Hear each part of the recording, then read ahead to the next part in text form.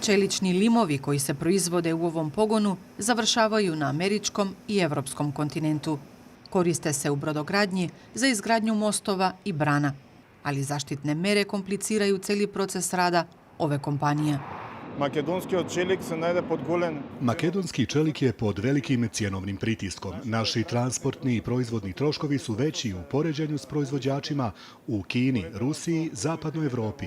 Dopunski troškovi čine da smo manje konkurentni i atraktivni našim krajnjim korisnicima. Iz ove kompanije kažu da će, ukoliko Evropska komisija ove mere uvede trajno, to značiti veliki pritisak da održe kompaniju u životu.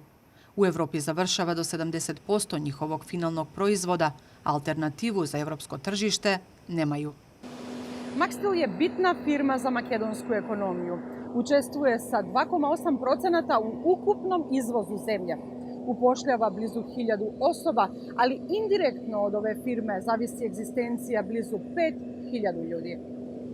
Makedonija će iz Brisela tražiti da se Evropska unija ne ponaša prema njoj kao prema, kako kažu, trećim zemljama, već kao kandidatu za članstvo u Uniju. Državata su site svoji instrumenti, su site svoji... Država svim svojim instrumentima, kapacitetima i na svim nivoima pokušava da se na neki način izbori da se Republika Makedonija izuzme od ovih mjera. Iako na kraju Evropska unija ili Evropska komisija konstatuju da se moraju uvesti, da ne utječu na poslovne ugovore i na proizvodnju, odnosno da ih naši proizvođači mogu podnijeti.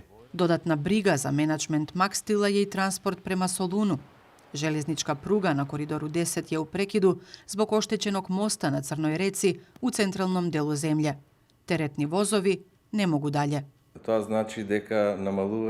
To znači smanjenje proizvodnje za 30%. U Solunskoj luci imamo zarobljeni polufabrikat, odnosno blizu 16.000 tona starog željeza koje je bilo planirano za proizvodnju tokom oktobra, a koje ne možemo dopremiti u Maxtil. S druge strane imamo narudžbe od 10 do 12.000 tona za koje smo vezani rokovima da ih brodovima isporučimo do krajnjih korisnika i koje moramo odnijeti u Solunsku luku. Makedonske željeznice najavljuju da će željeznički transport biti ponovo uspostavljen do kraja oktobra.